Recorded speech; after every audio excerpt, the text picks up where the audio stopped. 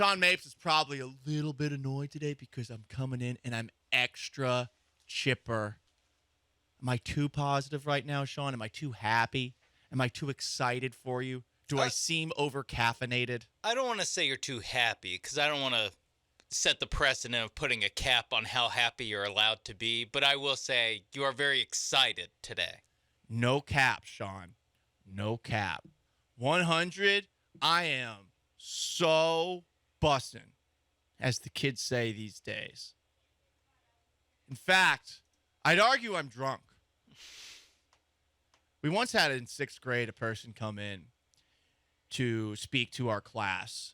It was a anti-drug conversation. Like Dare? Right.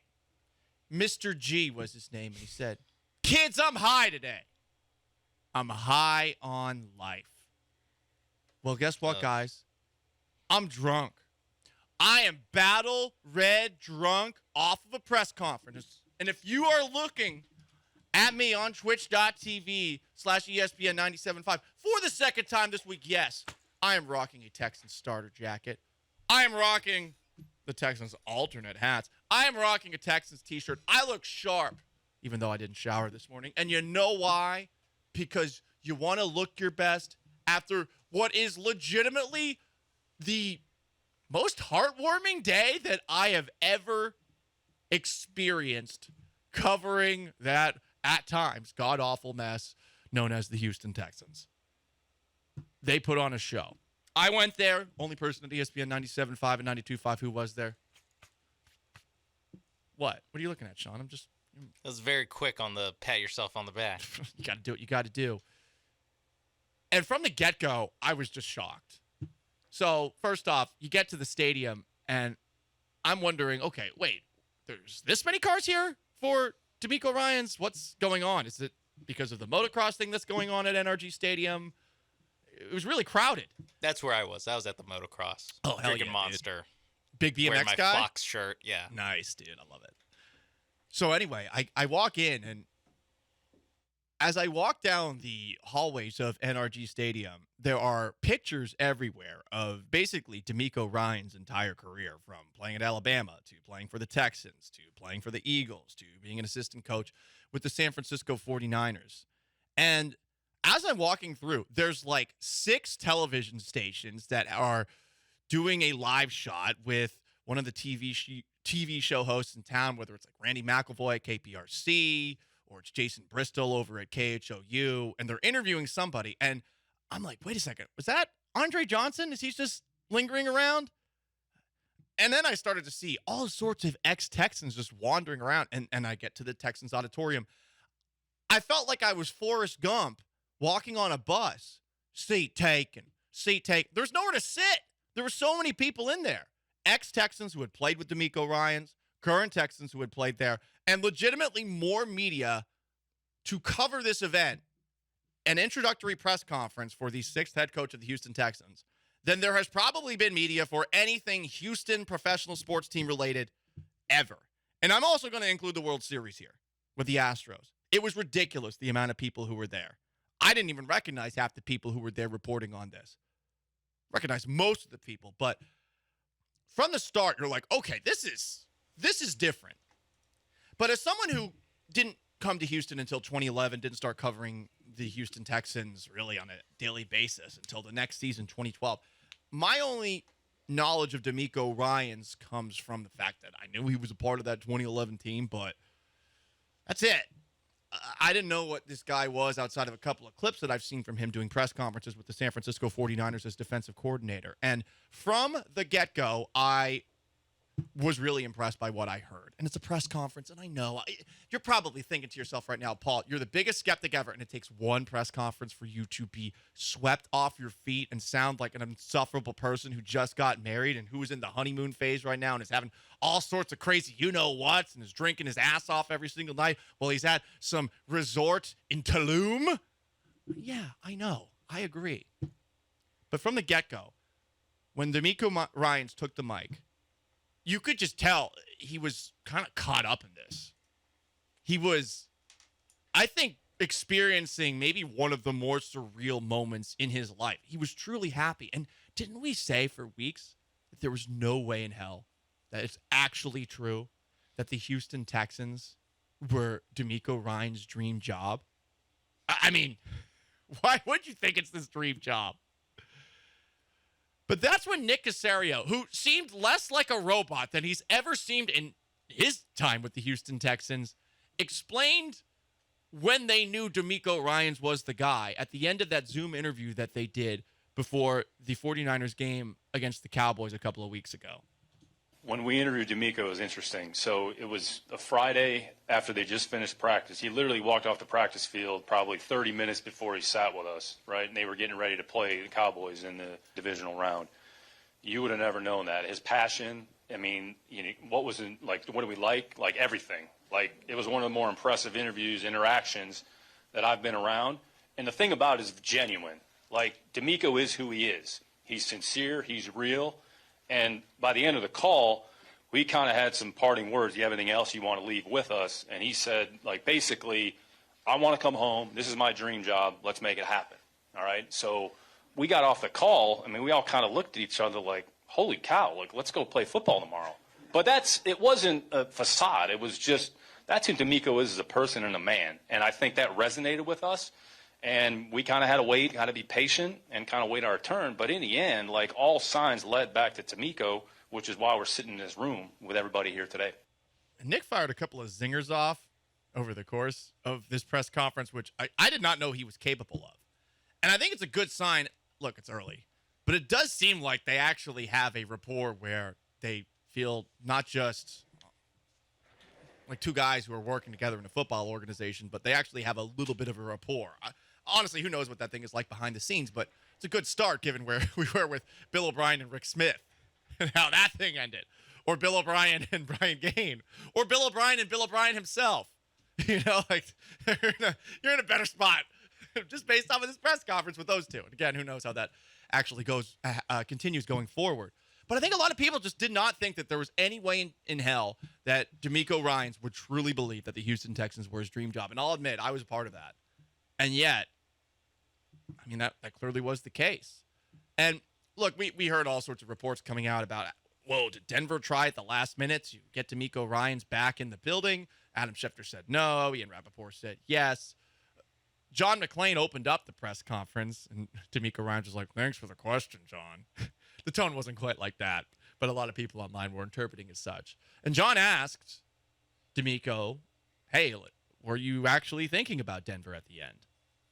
I'm thankful for the Denver Broncos, and we had great interviews there, great people there. But when it came down to it, there is no place I wanted to be any more than H-Town. So it was an easy pick for me. It was a no-brainer to be here. All right, be home. It was a no-brainer. So it wasn't a difficult decision at all. It was very easy.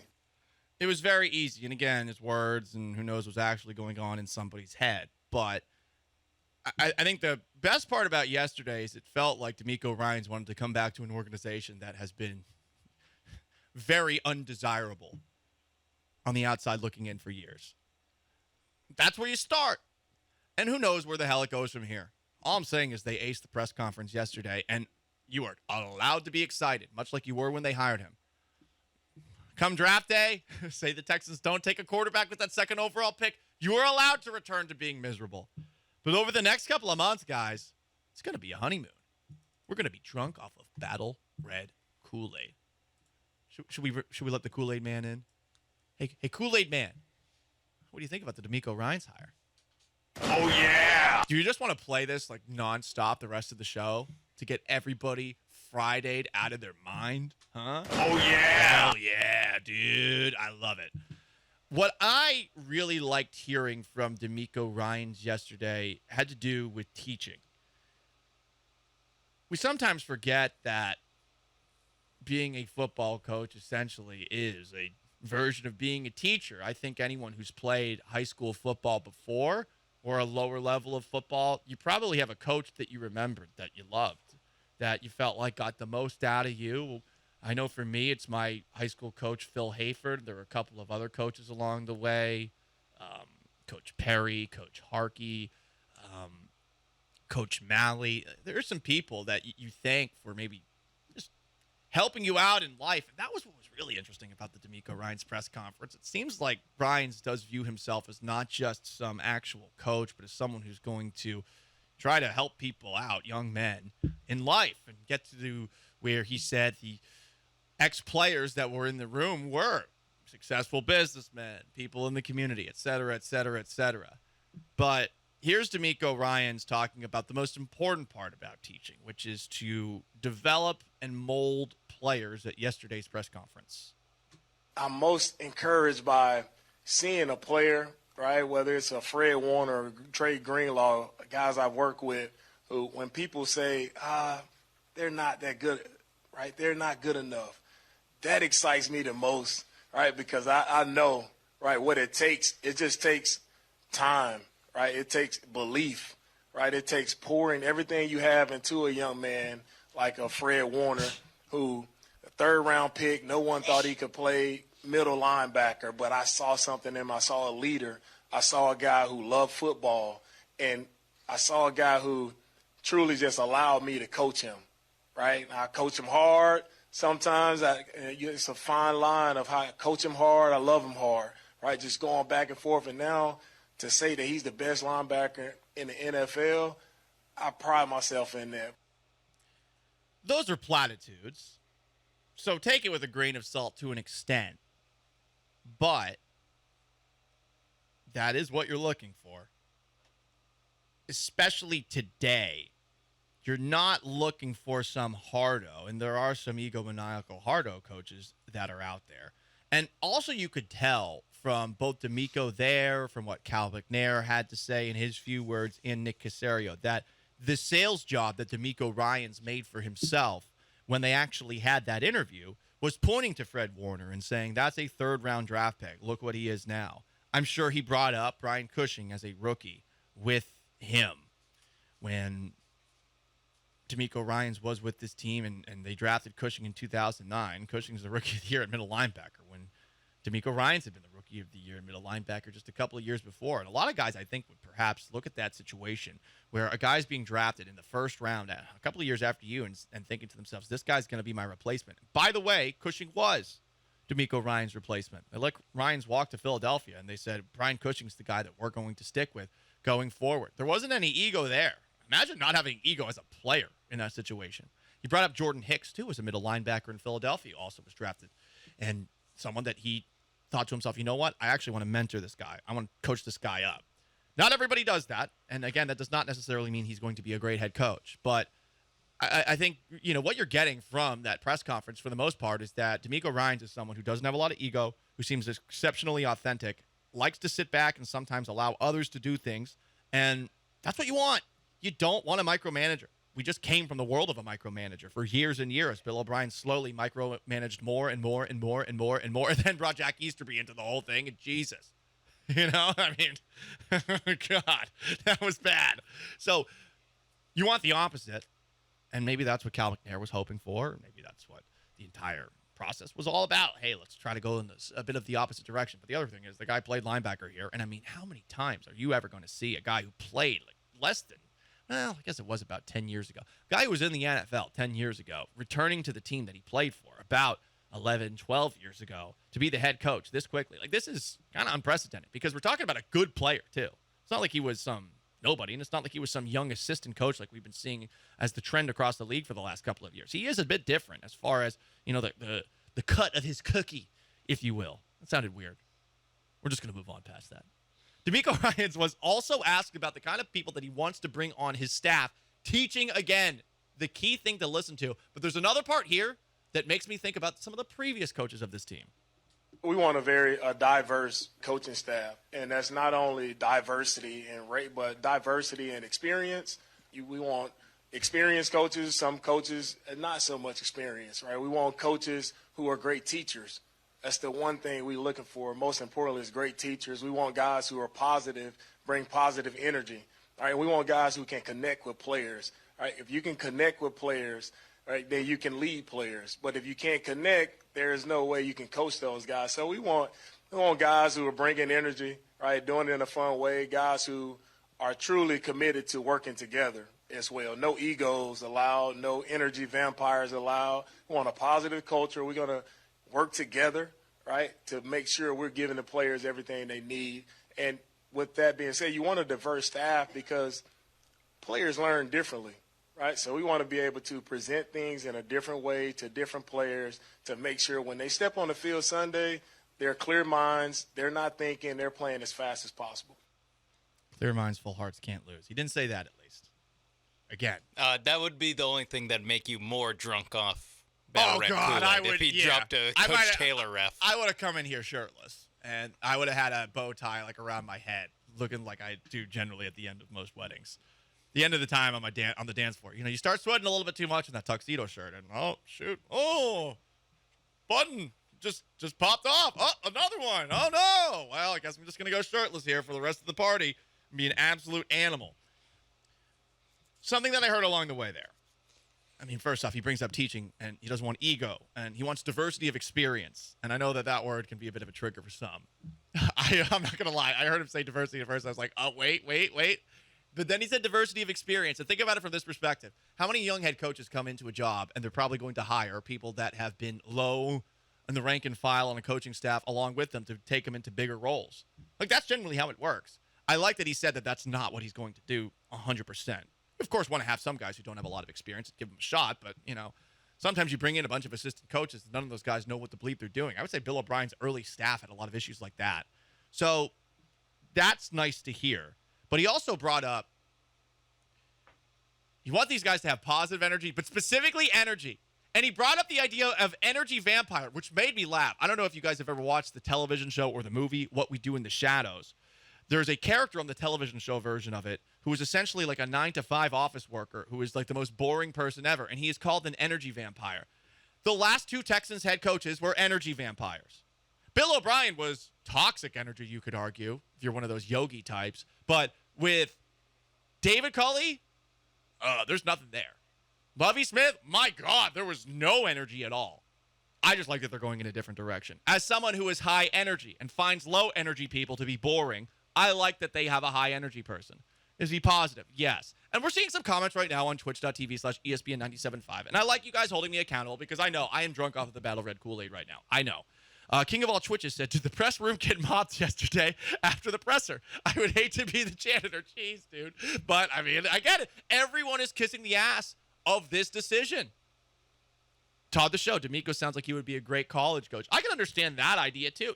There are a lot of those things that you would like. Hey, I'm a coach of young men. I'm trying to coach them up. And again, this is his first time as a head coach. But teaching is important, and that is why the question of today's show is who are the best fictional teachers? Maybe we can try to evaluate how they would be as a head coach. Sean, you looked like you had something to say behind the glass.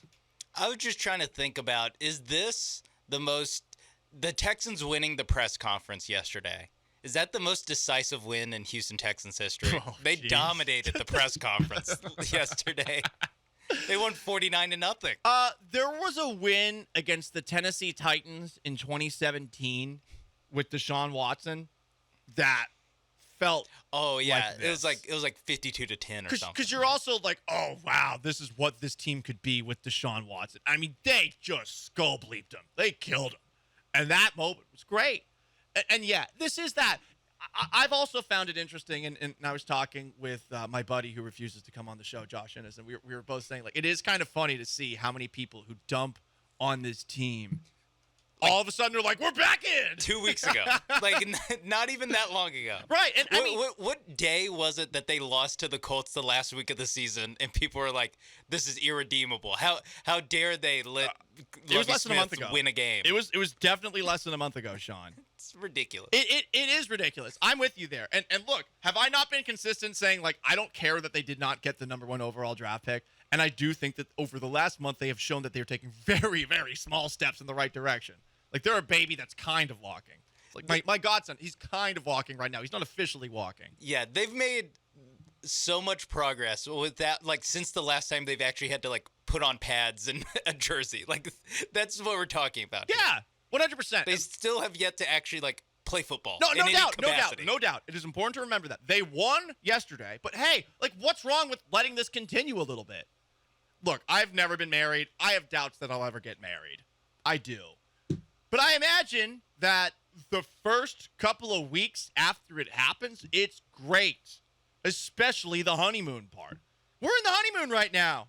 Let's just have crazy sex everywhere, huh? Like, what? Sean's making a face. Like, that's what you do, right? Like, look, you have very few moments to be happy. This week's been fun. That's what I'm trying to say here. You're allowed to enjoy this week. You don't have to be skeptical and cynical all the time. We can get back to being skeptical and cynical come draft day. Nick Caserio, what's going to happen now? He's the general manager of this team. Seems like he has a lot of power still in this team. Very clear that he loved this hire. I think he's pretty pleased with himself.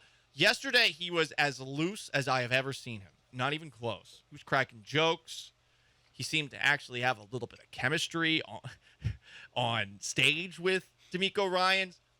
It felt like Nick Caserio was putting on a show. Now, maybe that had to do with the fact that it wasn't just media in front. There were actual, ex-players there, current players. But he was very loose. And we've heard Caserio a million times say the word collaboration, especially at that, hey, we're just going to make you sweat after firing Lovie Smith press conference that he had a couple of weeks ago. I think he said collaboration 6 times or so. DeMeco Ryans, yesterday at his press conference, said that he's learned the most important part of being a head coach is collaboration. What I've learned the most about it, it's all about collaboration. Right? And that's what I learned the most, and that's what excites me to be here working with Nick and being able to truly be aligned and build a team together. Right?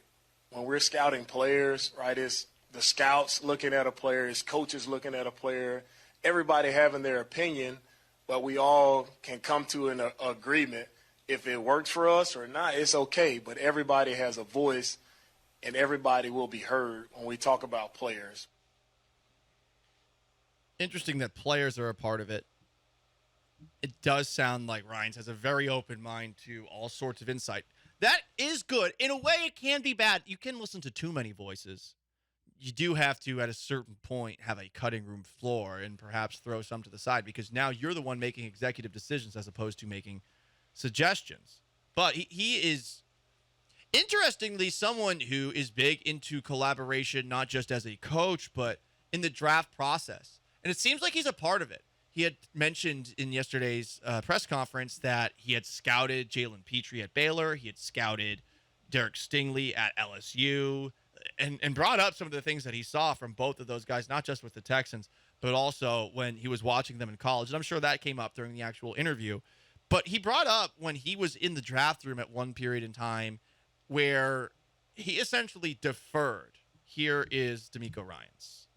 When I think about this position here and I think about building a team, it's me being in the draft room for my first year as a defensive coordinator, right? And I'm looking there, and I'm a former linebacker, and, man, I want to get some backers. This is my first draft. I want to draft some linebackers.